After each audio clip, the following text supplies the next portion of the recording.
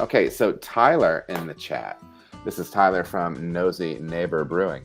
Which style or sub-style of beer has been an exciting challenge for you? It'll always be lager, and I'll have a sexier answer too. But it's always going to be lager. Lager is, for me, it's the measuring stick, right? For your skill as a brewer, for your technical skill as a brewer.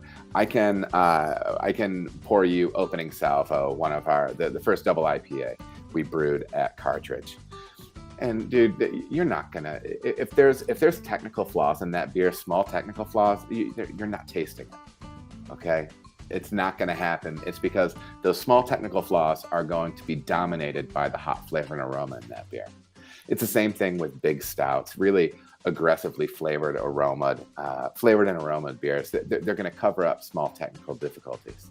And for me, one of the joys of what I'm doing is being technically proficient and creating balance. Again, I love creating a really well-balanced beer. Dude, that's what lagers are all about.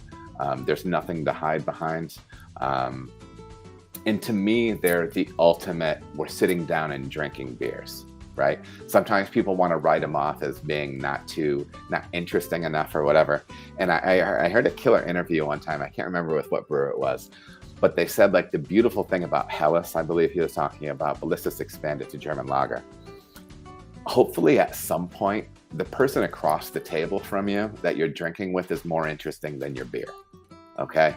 There's time for those huge, aggressive, wild beers and everything like that. And sometimes you just want a badass, super drinkable, enjoyable, goes well with your food, and it doesn't have to actually dominate what's happening around you, right? Like sometimes the best beer is just something that slides into the background and like facilitates conversation and everything like that. I know I get a little worked up about the stuff like that, but that's one of the things I geek out on. Also, I will say I have not made a ton of pastry stout. We made a beer called Reveille, which was a chocolate raspberry pastry stout. It's a big fat beer, big sweet beer.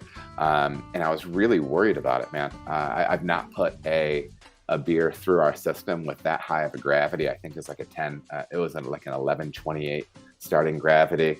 It went down to like 1055, something like that. So crazy high, but it was the acidity from the raspberry, the real raspberry that we used in there that helped to create the balance. And believe me, it's not like you're gonna sit down and drink a 6-pack of it, but for that style, it was balanced, right? So for an unbalanced beer, it was still balanced. It was a drinkable version of the style, a pretty approachable version of the style. So that's what I geek out on. It's new stuff that tests me technically, and then stuff that's outside of my comfort zone, because that's where we need to be, right? You're not growing if you have both feet in the comfortable space.